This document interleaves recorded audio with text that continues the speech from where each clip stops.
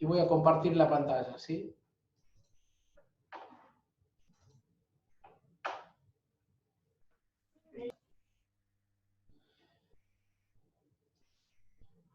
¿Todos pueden ver la pantalla? Los que... Sí, profe. Sí, profe. Sí, profe. Bueno, muchas gracias. Perfecto. Bueno, vamos. Hoy nos toca desarrollar entonces fisiopatología hepática y vamos a hacerlo tomando en cuenta estos comandos, haciendo unos primeros minutos de un breve recuerdo morfofuncional, anatomía e histología del hígado, y vamos a referirnos después a dos grandes patologías hepáticas, que es la hepatopatía por alcohol y la esteatohepatitis no alcohólica, ¿sí? Pasando antes por unas breves también conceptos sobre ictericia y colestasis, que suelen ser síntomas muy dominantes de la patología hepática, ¿sí? Entonces el objetivo de esta noche va a ser definir conceptos, establecer relaciones entre la fisiología, la fisiopatología y las enfermedades hepáticas, y entender cómo estas se manifiestan y qué repercusión en los sistemas tienen las enfermedades del hígado, ¿sí? Bueno, vamos por lo primero. Tienen acá ustedes en un gran gráfico el hígado, la glándula más voluminosa que tiene nuestro organismo, que obviamente pesa de diferentes pesos según nuestras constituciones, pero es quizás la glándula más voluminosa de nuestra economía, ¿sí? Y en esta figura tienen la proyección del hígado en el abdomen. Ustedes esto ya lo saben, pero vamos a recordarlo dónde está dispuesta, en el hipocondrio derecho, ¿no? O si dividiéramos el abdomen en 4 cuadrantes, en el cuadrante superior y derecho, o en los 9 cuadrantes, que es la distribución habitual del abdomen, en lo que llamamos hipocondrio derecho. Y ustedes ven que tiene dos grandes lóbulos, el lóbulo derecho y el izquierdo, y que están atravesadas, estos dos lóbulos, por un ligamento muy potente que sostiene al hígado a la cara posterior del abdomen, que se llama ligamento amarillo, que lo estamos viendo acá en esta figura, ¿sí? Entonces, lóbulo derecho, lóbulo izquierdo, y después tenemos su cara inferior, donde va dispuesta la vesícula biliar, de la cual nos vamos a ocupar la semana que viene. La vesícula, que es el reservorio de la bilis. Y fíjense en la relación que toma con los otros órganos del abdomen, con el páncreas, con todo el intestino, particularmente con la segunda porción del intestino delgado, que es la porción del duodeno, porque quisiera que en este dibujo ustedes vean cuáles son las principales estructuras vasculares y los conductos hepáticos que después, a través de sus distintas divisiones, lo vamos a ver representado en la microscopía. El hígado tiene la particularidad de que recibe dos tipos de sangre, ¿sí? La sangre venosa, que están acá llevada por la vena porta, y la sangre arterial, transportada por la arteria hepática. La arteria hepática viene del tronco celíaco, y el tronco celíaco viene de la aorta, y la vena porta trae la sangre venosa de toda la circulación entérica, o sea, de toda la circulación de los intestinos, y también un poquito la sangre, en menor proporción, la sangre que proviene del vaso, ¿sí? La vena porta se termina entonces formando por la unión de las venas esplénicas y las distintas venas provenientes del intestino delgado.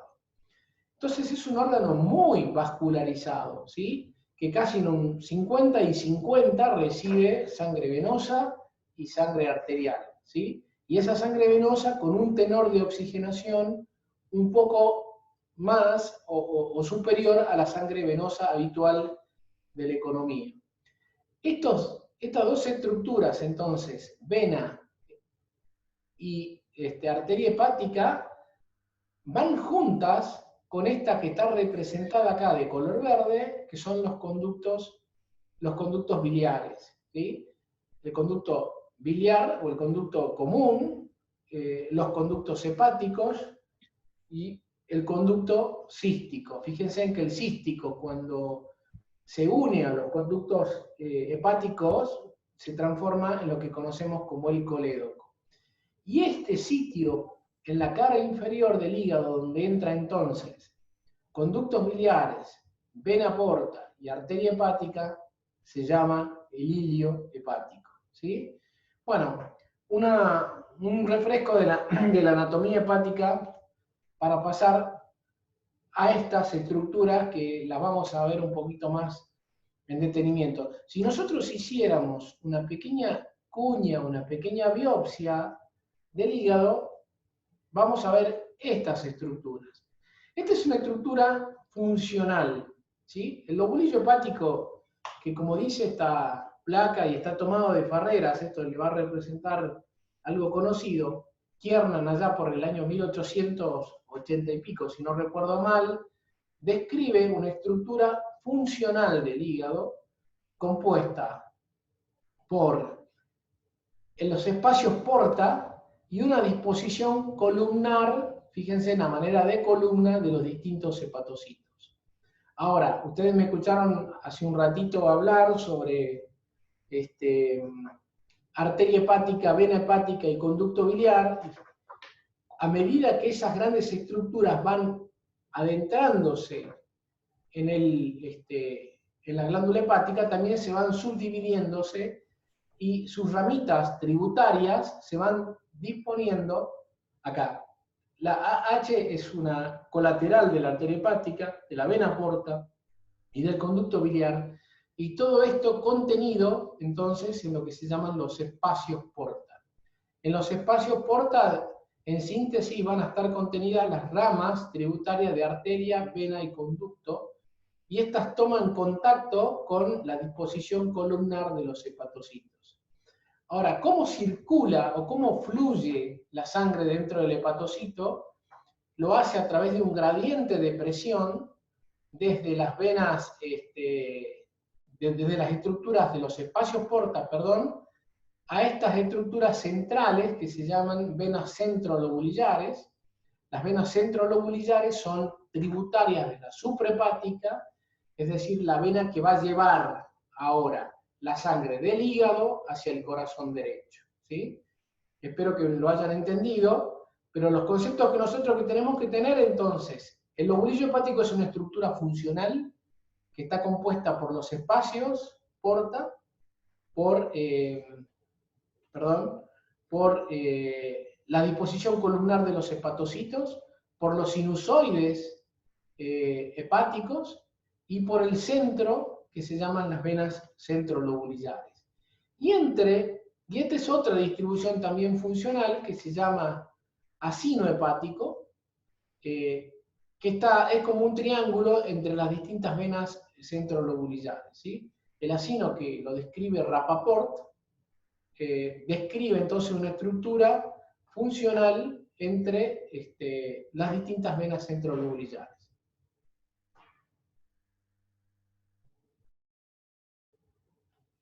Vamos a pasar a otra diapositiva.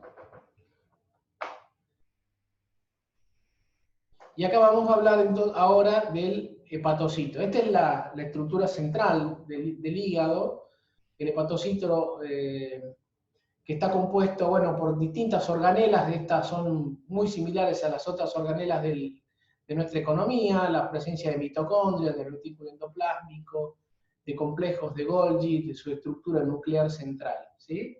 Pero se las quería presentar, entonces revisamos un poquito, vamos de la anatomía, la histología, hasta la estructura unitaria que es el hepatocito.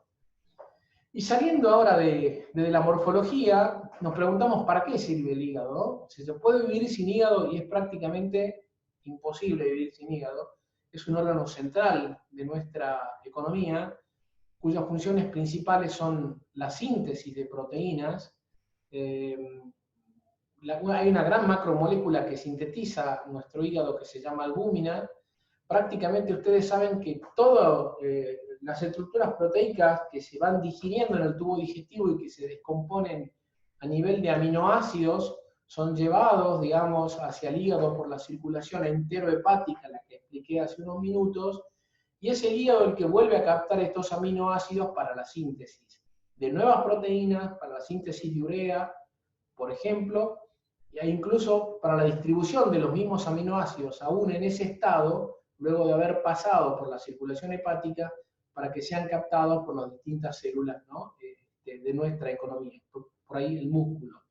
Y es un reservorio de aminoácidos libres, como lo acabo de decir. Entonces, una de sus funciones esenciales es la síntesis de proteínas. Otra de sus funciones esenciales es la formación de glucógeno. El glucógeno es un reservorio, ustedes saben, el hígado es un reservorio, perdón, de glucógeno.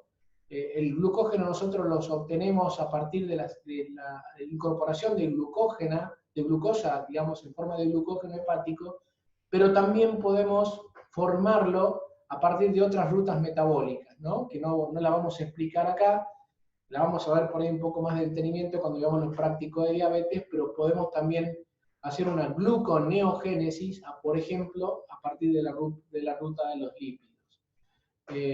Otra función del hígado es la formación de sales biliares, la formación de ácidos grasos y de colesterol, y desde ya la detoxificación.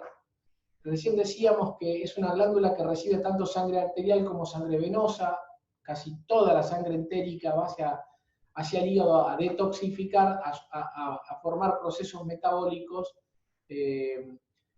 y también a la formación de hormonas, ¿no? Cuando me refiero a detoxificación, por ejemplo, a la detoxificación de tóxicos o fármacos.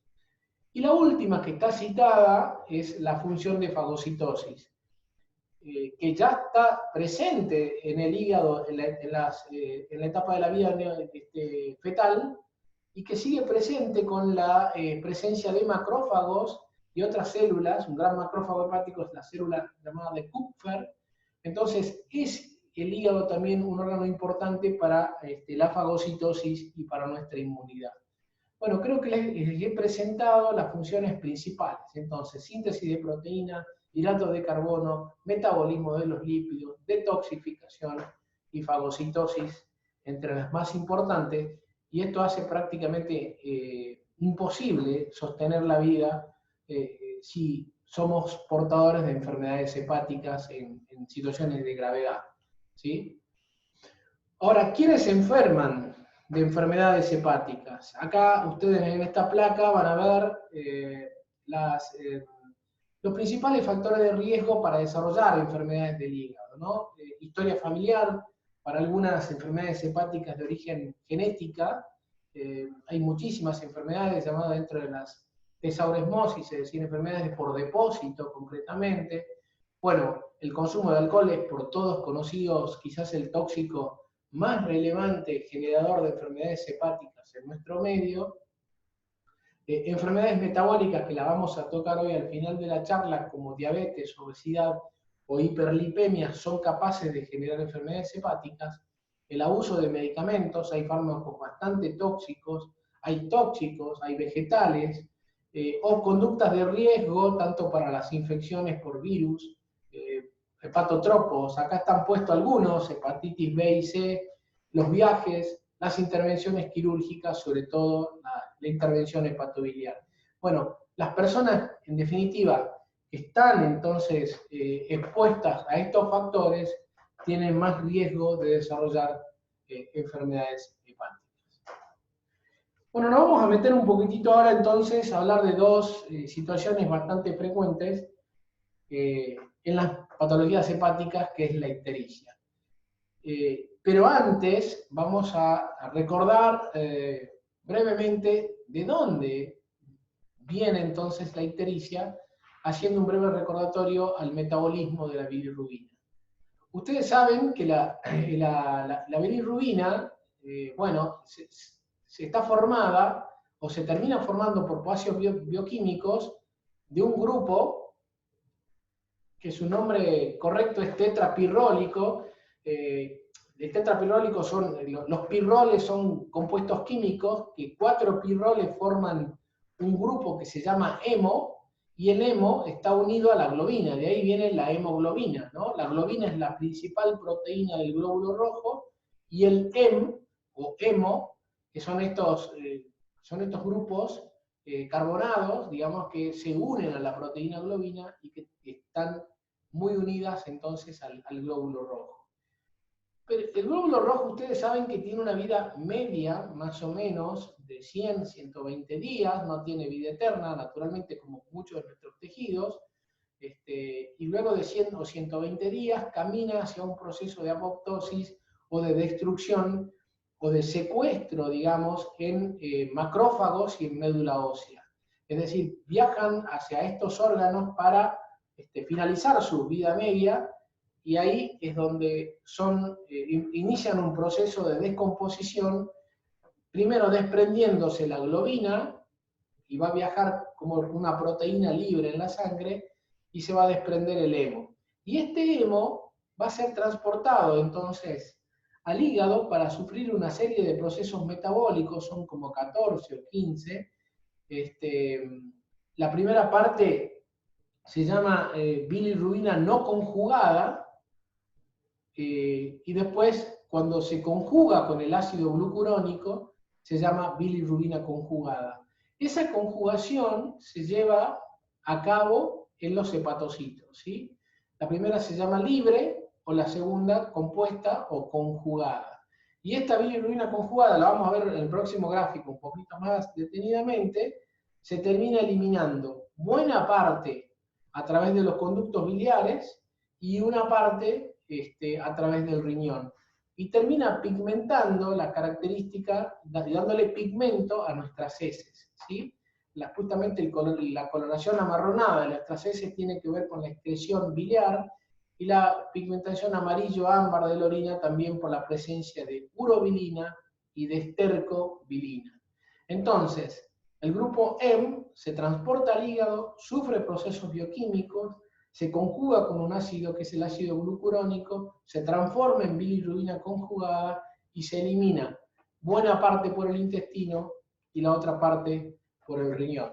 Este gráfico representa lo mismo, el catabolismo de los hematíes, o sea, que puede darse el 85% por los glóbulos rojos de la sangre y un 15% por eritrocitos que nunca han terminado de salir hacia la circulación, que estaban contenidos en la médula ósea y que se llaman eritropoyesis ineficaz.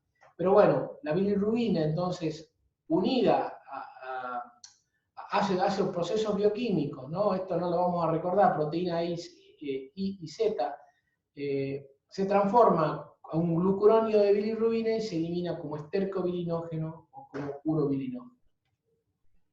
Y ahora nos metemos en lo que significa la ictericia. Bueno, hemos entendido entonces, o al menos esa fue mi intención, que ustedes entiendan cómo son los procesos bioquímicos de la bilirrubina.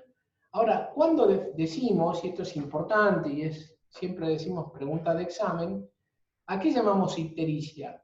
Ictericia es la coloración amarillenta de piel, mucosas y fluidos corporales por el exceso de la bilirrubina, que es clínicamente detectable generalmente cuando la bilirrubina supera 2 a 3 miligramos por decilitro, ¿sí?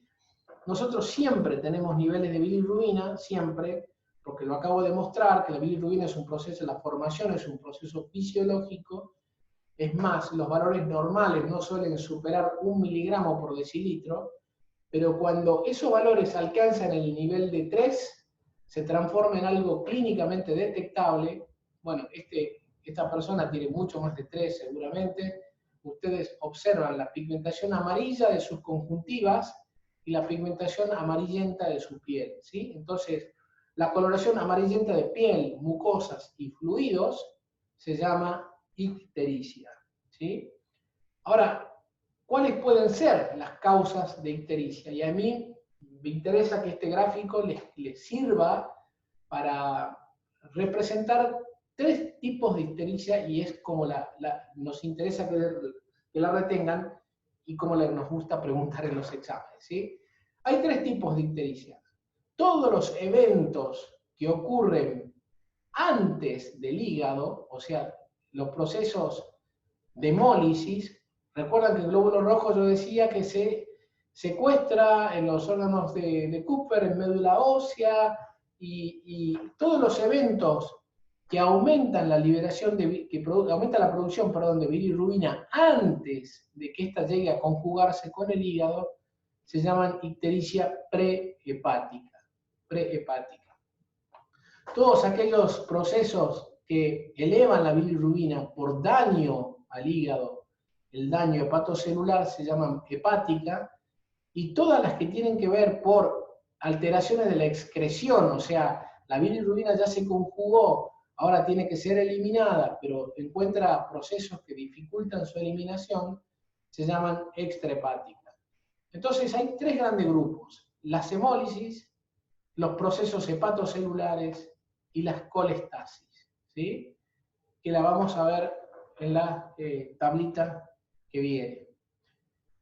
¿Cuáles son las ictericias prehepáticas? Volvamos a la figura. Dije, todos los eventos patológicos que ocurren antes del ingreso de la bilirrubina, en forma en realidad de biliverdina, al hígado. ¿Cuáles son las hemólisis? Bueno, ¿qué es una hemólisis?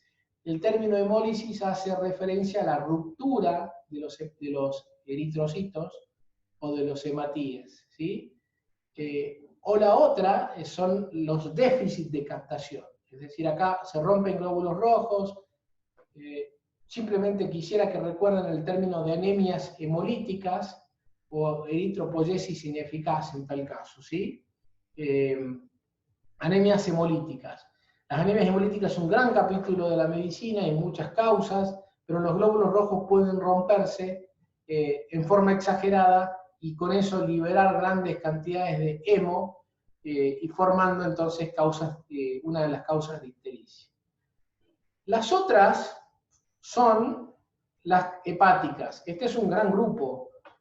¿Qué pasa entonces para que aumentemos la formación de bilirrubina? Bueno, acá están las alteraciones hepatocelulares, por ejemplo, las toxicidades por fármaco, tóxicos, lesiones directas de los virus, alcohol, es decir, todas aquellas situaciones que nos llevan a dañar a nuestros hepatocitos, van a ser resumidas como alteraciones hepatocelulares y están incluidas dentro de lo que conocemos como ictericias de causa hepática.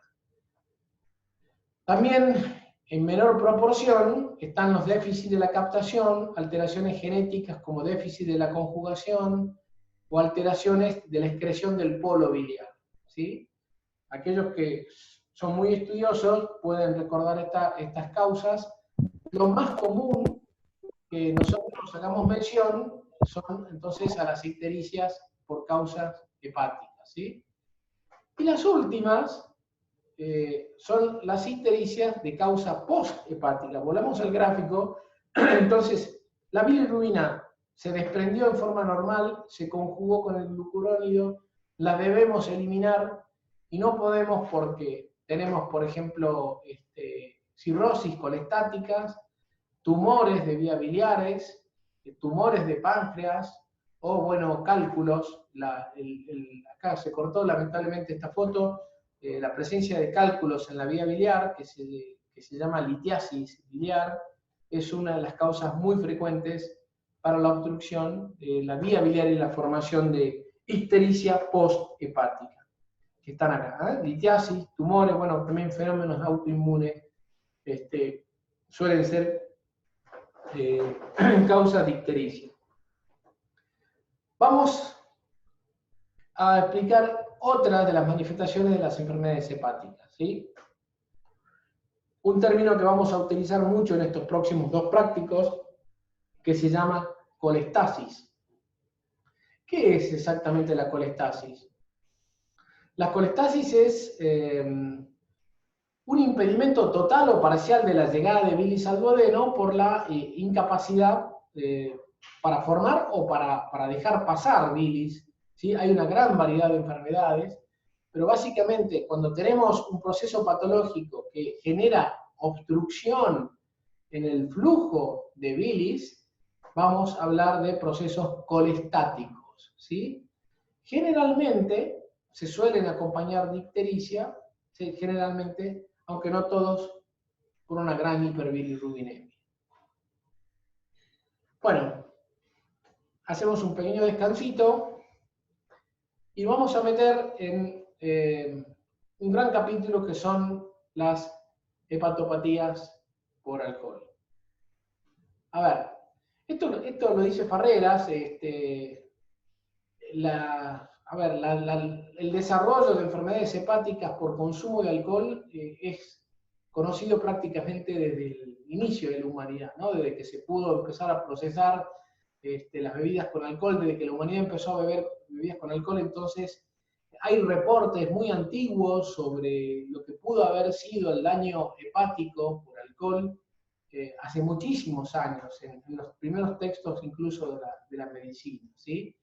Durante mucho tiempo se relacionó o se pensó que las enfermedades hepáticas asociadas al consumo de alcohol eran en realidad más consecuencia de las deficiencias nutricionales que el alcohol producía, más que el efecto directo del etanol.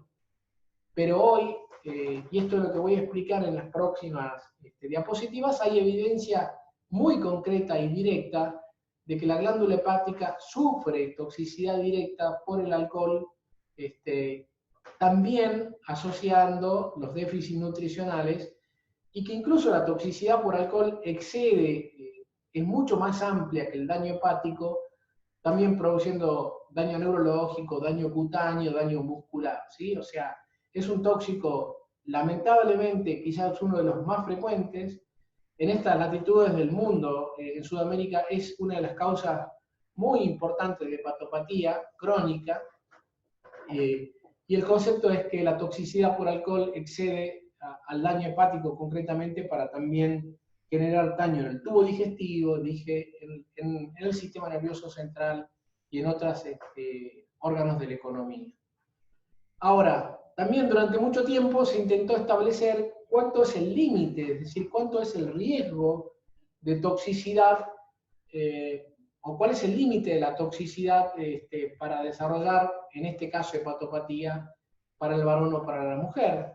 En este caso hay una pequeña ventajita para nosotros, los varones, es decir, el consumo crónico de alcohol debe superar, dicen, más de 60 gramos día para el varón y más de 40 gramos, es decir, es ligeramente inferior el umbral para el desarrollo de hepatopatía por alcohol en el caso de la mujer.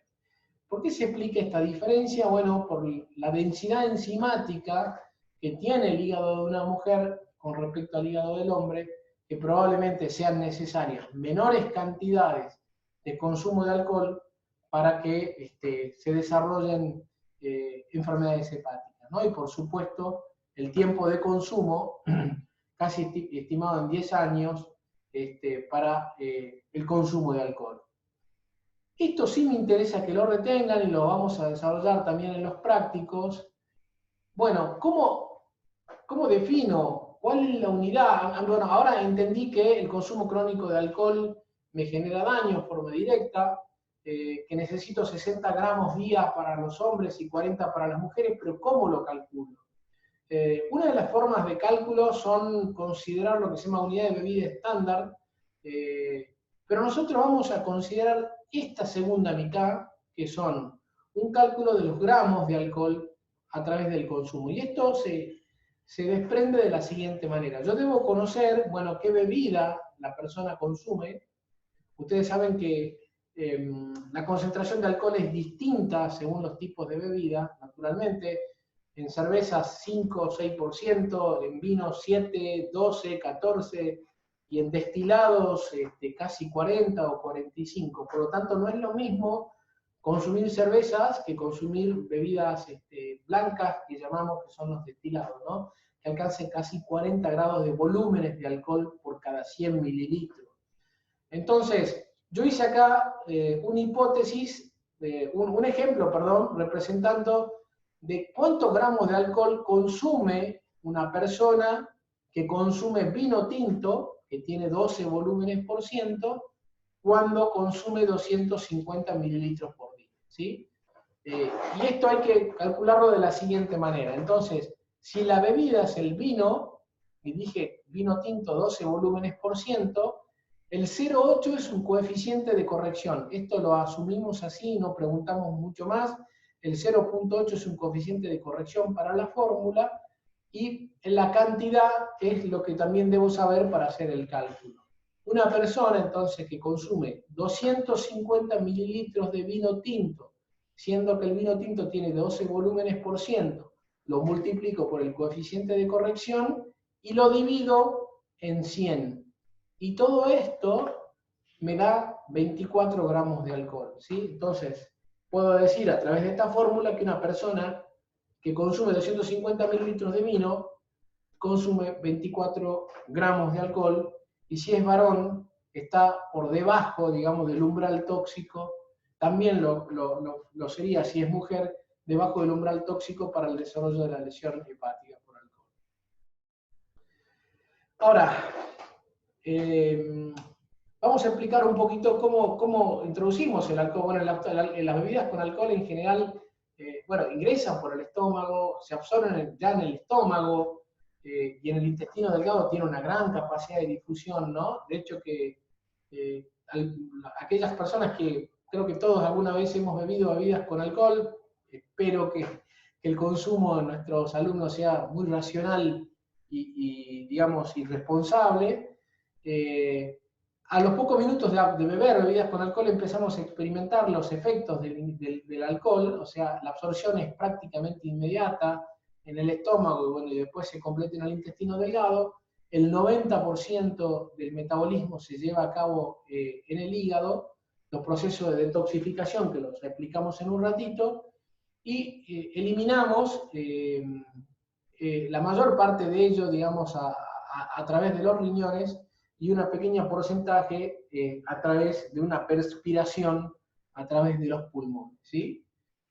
Ahora, esto quiero que sí retengan. Una vez que el alcohol es absorbido y entonces es transportado por circulación enterohepática hacia los hepatocitos, se llevan a cabo dos procesos oxidativos. Ojo que esto preguntamos, ¿sí? Y que acá está la clave para entender la toxicidad hepática por alcohol. Estos dos procesos oxidativos los llevan a cabo dos reductasas, ¿sí? Una es la acetalaldehído deshidrogenasa y la otra es la aldehído deshidrogenasa. Es decir, hay dos enzimas que van a metabolizar el alcohol primero a acetalaldehído y después de acetalaldehído a acetato, ¿sí? Entonces, dos reductasas deshidrogenan, digámoslo así, el alcohol, formando primero este metabolito intermedio y este metabolito final. Todo sería muy lindo si no es que estas deshidrogenasas utilizan coenzimas, que son la NAD o NAD-fosfato deshidrogenasa, y estas coenzimas generan NAD hidrogenasa o la NAD sola, generan un desequilibrio óxido-reducción. ¿Qué significa esto? Que a través de la formación entonces de estos productos intermedios se forman como metabolitos intermedios productos, se forman hidrogeniones, digámoslo así, y estos hidrogeniones tienen toxicidad directa con el alcohol, ¿sí? Entonces, el desequilibrio redox es un desequilibrio que se origina de estos procesos metabólicos, y en la cual tuvo que ver la coenzima NAD, originan entonces procesos que inhiben la oxidación de ácidos grasos, y al inhibir la oxidación de ácidos grasos, estos se depositan dentro del hepatocito y ahí comenzamos a formar esteatosis, y además se forman dos átomos de carbono que comienzan con la síntesis de lípidos, ¿sí? Yo, perdón por haber traído esta diapositiva en inglés, pero me imagino que muchos de ustedes la podrán leer. Fíjense, aquí están representadas entonces. La ingesta crónica de alcohol genera acetalaldehído, producción de NAD reducido. Ese NAD reducido, dijimos recién, incrementa la lipogénesis, o sea, aumenta la formación o la captación de vacuolas de lípidos por el hepatocito y termina formando hígado graso, ¿sí? Pero aparte, no solamente eso, sino también por procesos de estrés oxidativo me genera daño hepático, ¿sí? Y el daño hepático después seguirá la cascada que vamos a mostrar en las próximas diapositivas. Entonces vuelvo sobre esto. Dos procesos oxidativos manejados por dos deshidrogenasas generan a través de una coenzima desequilibrio redox. El desequilibrio redox genera estrés oxidativo y toxicidad directa y lipogénesis e inhibición de la oxidación de ácidos grasos, ¿sí? Estos son los mecanismos por los cuales entonces la esteatosis hepática, dice acá, se produce como consecuencia en el cambio del metabolismo de los lípidos ocasionados por el alcohol. Y terminamos depositando grasa en el citoplasma del hepatocito, esto se llama balonización, que es la lesión hepática más frecuente, ¿sí? Ahora, ¿cuáles son los pasos de la hepatopatía por alcohol? Nosotros vamos a ver una generalidad, la vamos a profundizar la próxima semana. De la primera lesión inicial, que es la incorporación de la vacuola grasa, que es lo que acabo de explicar, vamos a pasar a un segundo proceso que es en los procesos necroinflamatorios, o sea, ya la generación de hepatitis, ¿sí? O de hepatopatías crónicas, y al estadio final, que es la formación de fibrosis, que es esa gran cicatriz colágena que termina deformando a nuestro hígado, achicándolo de tamaño, formando nódulos y llevándonos al estadio final de la enfermedad, que es la cirrosis hepática. Y ustedes lo ven representados aquí en estos gráficos, fíjense, de un hígado normal, que el hígado normal es liso, brillante, tiene esa cápsula, que bueno, que es, por ejemplo, quien ha visto un hígado de la vaca, tiene esa cápsula brillante, a los procesos de hígado graso que podrían estar representados por este cambio de coloración amarillento que va haciendo el hígado, la formación de fibrosis, el desarrollo de cirrosis y hasta incluso en algunas personas el incremento de sufrir cánceres que son el hepatocarcinoma, ¿sí? Entonces vamos viendo las distintas fases de hepatopatía. Normal, esteatosis, fibrosis, cirrosis o hepatocarcinoma para alguna de las personas. ¿Cuáles son las formas clínicas? Lo vimos recién cuando vimos el gráfico de flechas. ¿Y por qué algunas personas van a desarrollar solamente esteatosis hepática, otras hepatitis y otras cirrosis?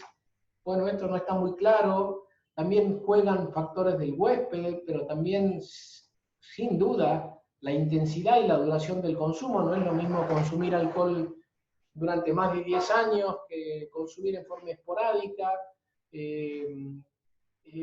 Claramente, entonces, entran en valor o en juego la intensidad, la duración, los factores del huésped, para que algunas personas solamente hagan esteatosis hepática, otros hepatitis. La hepatitis puede desarrollar dos modelos, una hepatitis aguda por alcohol o la hepatitis crónica por alcohol o la cirrosis que la vimos representada recién en los gráficos, ¿sí? ¿Y qué es lo que vemos en general en las hepatitis alcohólicas? En las hepatitis alcohólicas vemos necrosis celular, infiltrados inflamatorios, leucocitos, con localización centrolobular y áreas de necrosis. Esto es, acá vean ustedes, les traje algunos gráficos para que veamos cómo se infiltra un hígado por leucocitos. Ya lo habíamos visto cuando habíamos visto gráficos de enfermedad celíaca. ¿Se acuerdan? Los linfocitos habitualmente cuando son teñidos por las tinciones microscópicas se pigmentan con esta coloración, ¿sí? Y ahí vemos un montón de leucocitos infiltrando a los hepatocitos, ¿sí? ¿Y qué es lo que va? Ustedes mismos se deben acordar cuando hablamos de inflamación crónica, dijimos, la inflamación, ¿no? Los llevo a los capítulos de inflamación. Es una reacción buena para nuestro organismo desde ya, porque nos defiende de una noxa, pero en la medida que esa noxa no se retire, y esto tiene que ver con el consumo crónico, esos procesos inflamatorios van a terminar generando bastante daño, ¿sí? Daño por la acción directa de la noxa y daño por los fenómenos inflamatorios que la noxa desencadena en los hepatocitos. Y va a generar toda esta, por ejemplo, esta fibrosis, esta retracción. Acá prácticamente la estructura del hígado se ha perdido y se han generado nódulos y se ha retraído el hígado hasta esta forma totalmente deformada. Vean ustedes, estos son nódulos y estos son retracciones de tamaño. El hígado cirrótico es un hígado chico, es un hígado nodular, es un hígado deformado, ¿sí? Bueno, ¿y cómo se manifiestan clínicamente? Vamos a hablar someramente hoy, porque es motivo de estudio del práctico que viene, la cirrosis y las manifestaciones clínicas, pero mientras en la esteatosis hepática puede ser que no tengamos prácticamente ningún síntoma y nos demos cuenta solo por alteraciones bioquímicas de nuestras pruebas, por alteraciones de la bilirrubina o la fosfatasa alcalina, bueno, la hepatitis por alcohol ya no, y mucho menos la cirrosis. La hepatitis coroalcohólica puede expresarse por malestar, por pérdida de peso, por dolor abdominal, por fiebre, y desde ya el hígado cirrótico genera debilidad, pérdida de peso, ictericia, pérdida de apetito, ascitis, edema. Lo vamos a profundizar esto en los prácticos que vienen. Bueno, entonces, espero que hayan entendido. Quiero volver hacia atrás, que recuerden esta fisiopatología, los dos procesos oxidativos, la generación de desequilibrio redox, la toxicidad directa por los aniones superóxidos y la inhibición, digamos, la inhibición de la oxidación grasa y la incorporación de ácidos grasos al hepatocito. Vamos a hablar, y ya para terminar, en la teoría de hoy, del hígado graso no alcohólico, ¿sí? O la llamada hepatopatía no alcohólica, o el NASH del inglés, el Non-Alcoholic Steatohepatitis, ¿sí? ¿Cuáles son los conceptos que conocemos del hígado graso no alcohólico? Bueno, es una enfermedad muy frecuente, y mucho más frecuente, digamos, en las culturas occidentales, que su prevalencia se ha duplicado en los últimos 20 años, que vendría a ser la expresión hepática del síndrome metabólico. Y acá vamos a meternos en enfermedades que comparten rutas, ¿no? El síndrome metabólico, llamado síndrome X, está caracterizado por una conjugación de elementos como la hipertensión, la dislipemia y la obesidad central, tienen su expresión hepática en este tipo de enfermedad, ¿sí? Y si bien dice que hay una causa, su causa todavía es desconocida, hay algunas hipótesis por la cual intentamos explicar por qué se forma el hígado graso no alcohólico, ¿sí? El hígado graso no alcohólico incluye la esteatosis simple, la esteatohepatitis propiamente dicha, que es la incorporación de vacuolas grasas con cambios necroinflamatorios y un grado variable de fibrosis hasta la cirrosis. Es importante entender que, la ruta es prácticamente la misma, ¿sí? Esteatosis hepática, esteatohepatitis, fibrosis, necrosis y hasta el riesgo de partocarcinoma. Pero mientras en el hígado graso alcohólico la noxa era la noxa química, que es el alcohol, aquí tenemos que entender que la incorporación de vacuolas grasas, o sea, la incorporación grasa al hepatocito, es fundamentalmente el mecanismo de daño más importante para el hígado graso no alcohólico. Estas vacuolas grasas son capaces de degenerar procesos inflamatorios y necroinflamatorios, terminando en la cascada inflamatoria que explicamos hace un ratito, generando fibrosis y cirrosis hepática.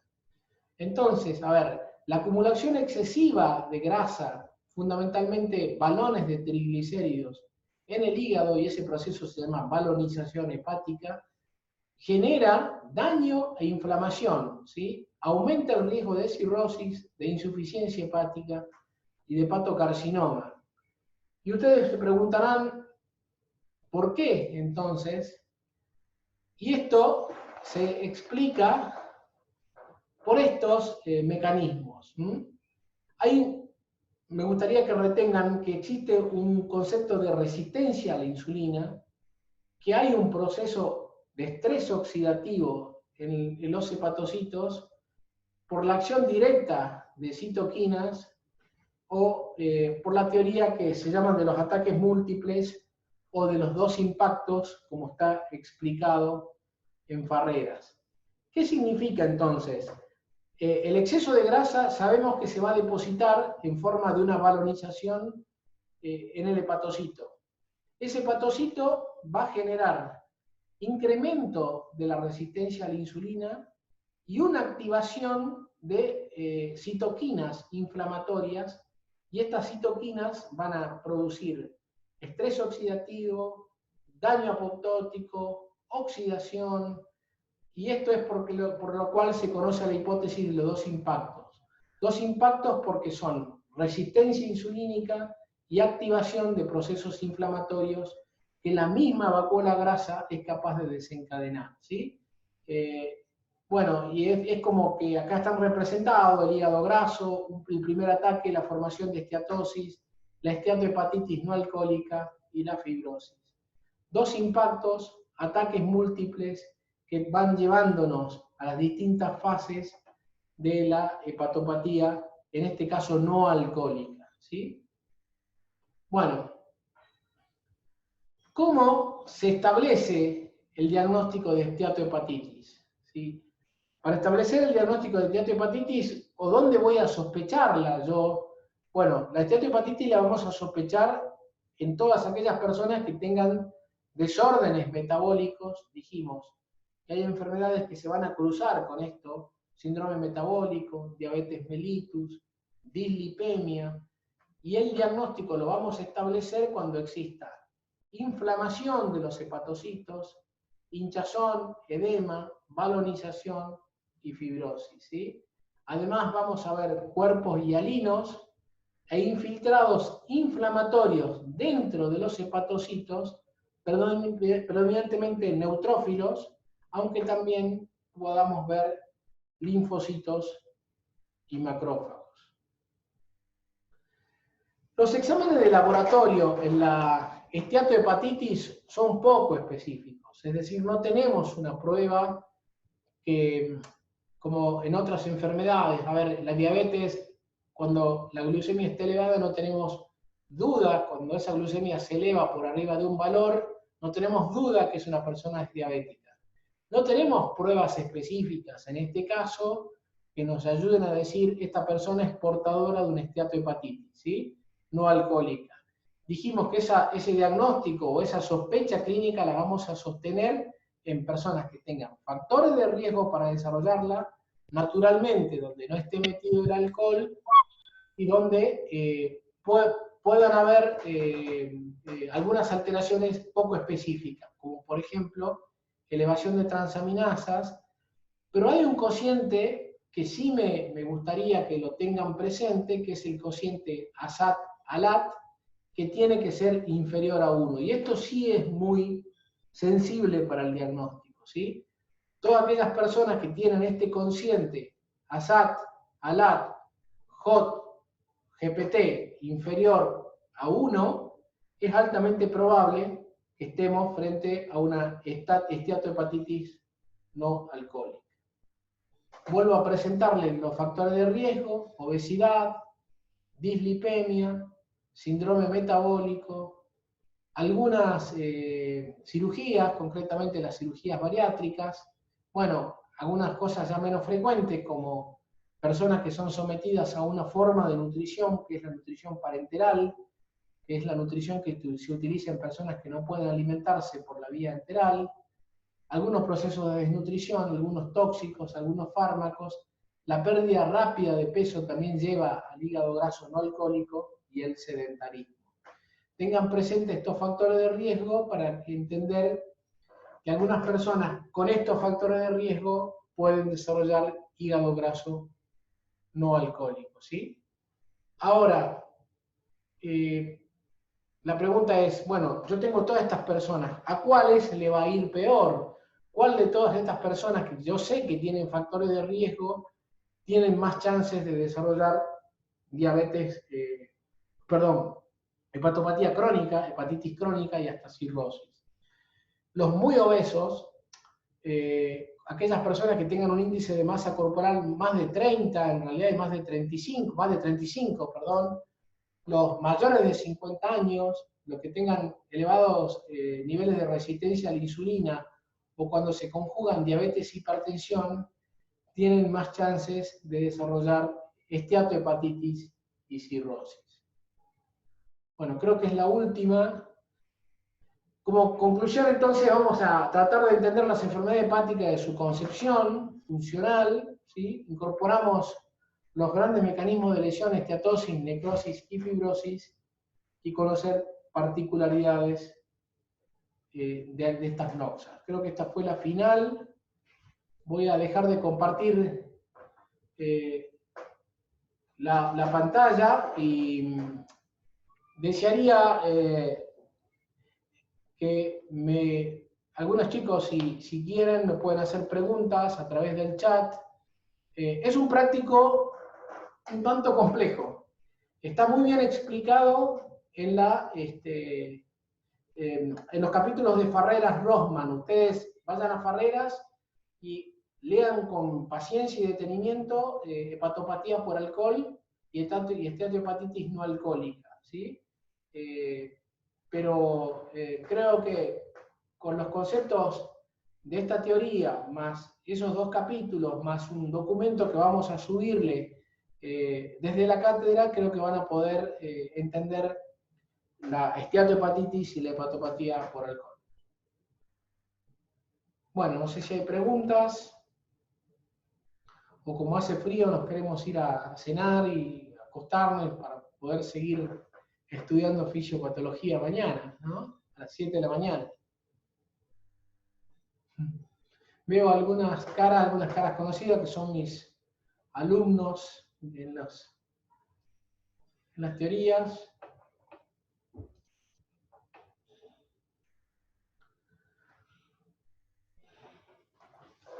Hola Carlos, ¿cómo estás? María Te Eugenia. habla la licenciada. Muy bien. ¿Cómo están, chicos?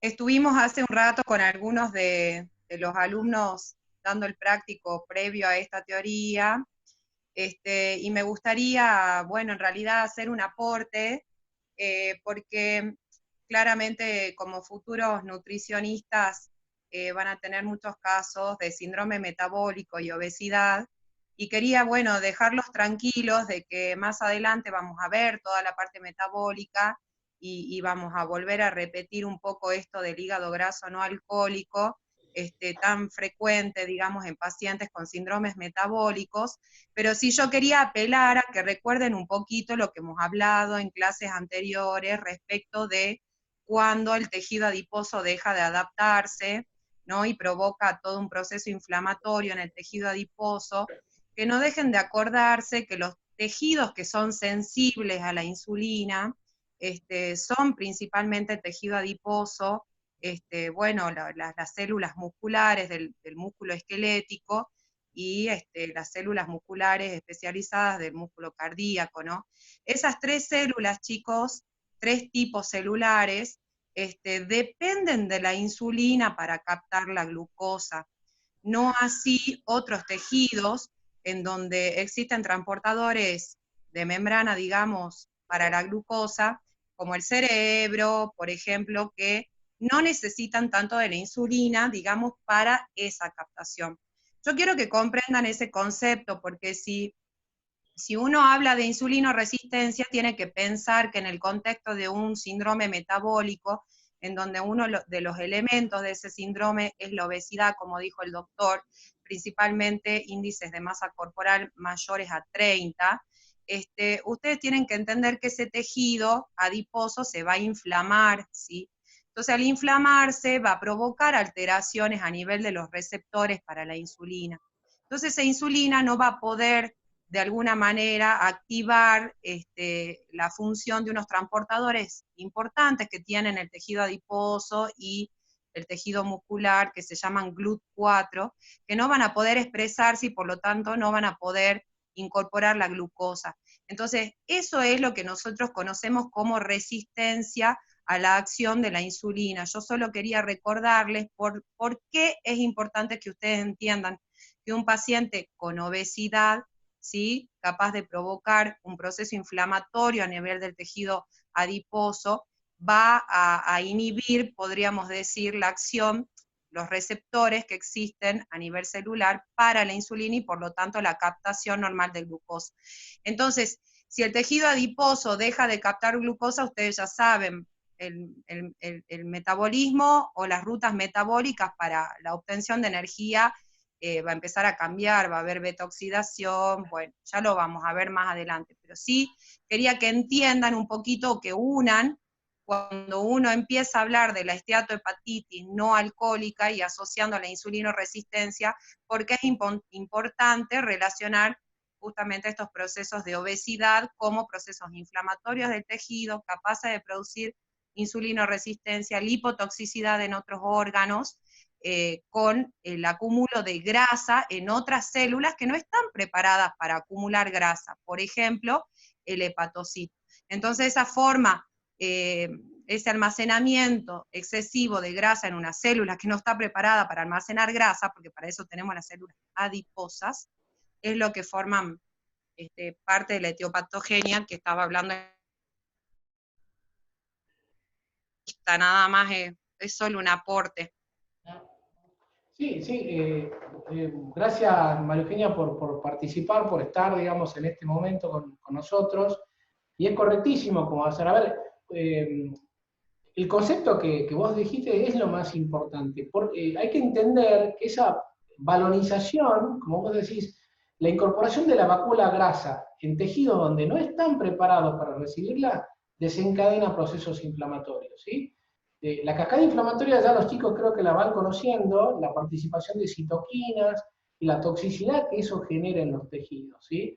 Entonces, esta última parte de la teoría tiene que ver con eso. El exceso de grasa es captado por algunos órganos, en este caso el hepatocito, y la valorización genera procesos como la resistencia a la insulina que vos hablaste, y fenómenos inflamatorios en los mismos tejidos, y después entender que la inflamación, entonces, persistente, cuando no somos capaces de retirar esa noxa, porque esa noxa va a continuar, genera a lo largo del tiempo, ¿no?, los procesos de inflamación-reparación que terminan generando fibrosis, fibrosis cicatrizal, nódulos, y terminan en el estadio final, que es la cirrosis, ¿sí? Ojo con esta entidad, porque durante muchísimo tiempo nosotros había pacientes cirróticos que no entendíamos cómo llegaban a la cirrosis, pero que tenían todos estos factores de riesgo, ¿sí? Incluso eran definidos como cirrosis de causa no conocida o criptogenética, como se conoce, pero muchos de ellos pudieron ser explicados por la interpretación de los fenómenos inflamatorios del de la esteatohepatitis no alcohólica. Creo que voy a responder algunas preguntas que fueron escribiendo, que me ayudás incluso, que fueron escribiendo los chicos. A ver, bueno, que piden desde que subamos la grabación, ya las estoy grabando y las vamos a subir. Me preguntan si intervienen factores genéticos en el hígado graso.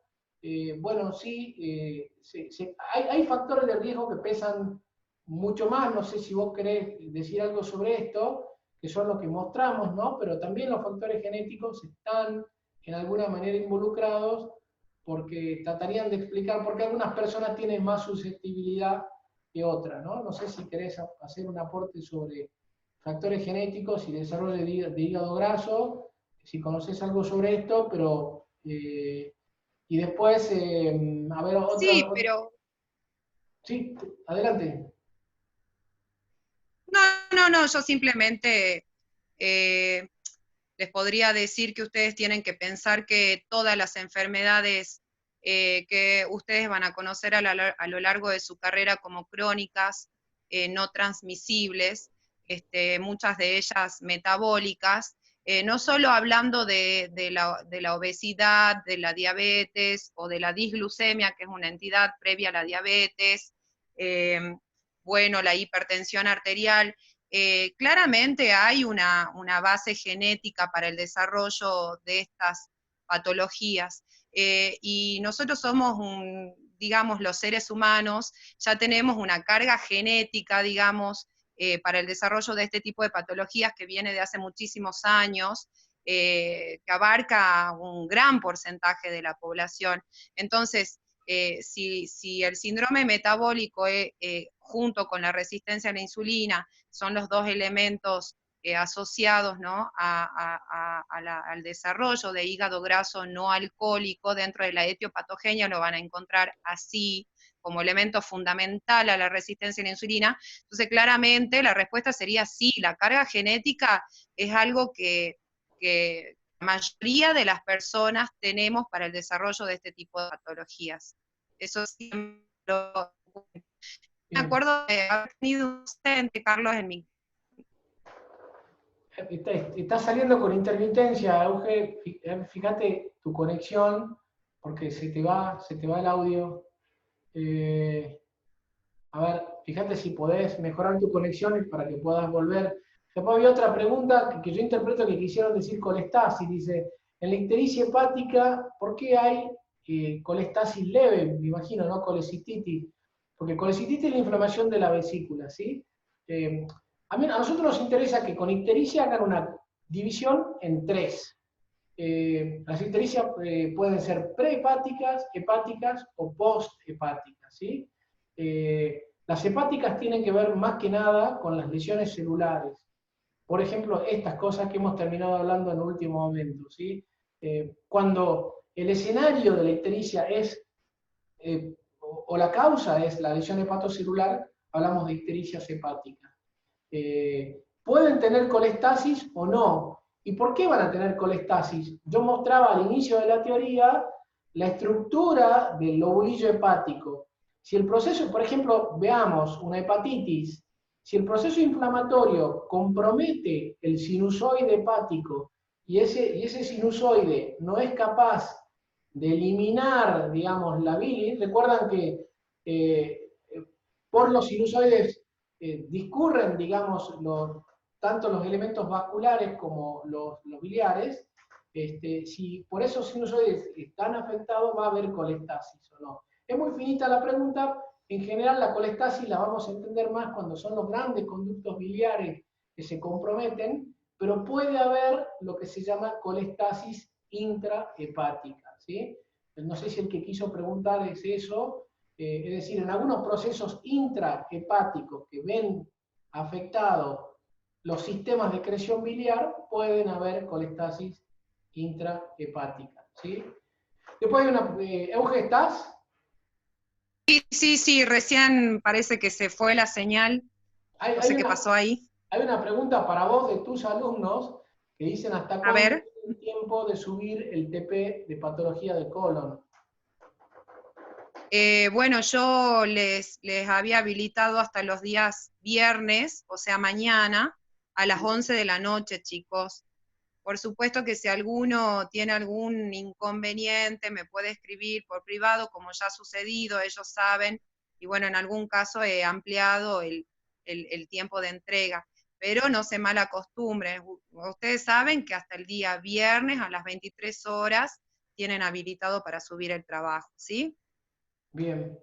Bueno, después algunos chicos, bueno, preguntan sobre la que vamos a subir, las clases grabadas, y yo no sé si Euge fuiste hablando con el resto de los chicos sobre que seguramente vamos a darle mucho valor, digamos, a la tarea que vienen haciendo sobre esto, ¿no? De subir los TP, de rendir en tiempo y forma los controles de lectura.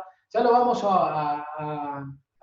digamos, comunicar en forma oportuna para que ustedes tengan clarito que todo ese esfuerzo que vienen haciendo los que están entrando al aula virtual, y es más, debería ser un estímulo para aquellas personas que todavía no lo han hecho, tenga un valor, ¿no? Porque probablemente, o seguramente, en realidad le vamos a dar un valor y esto se va a ver reflejado cuando tengan que rendir el parcial.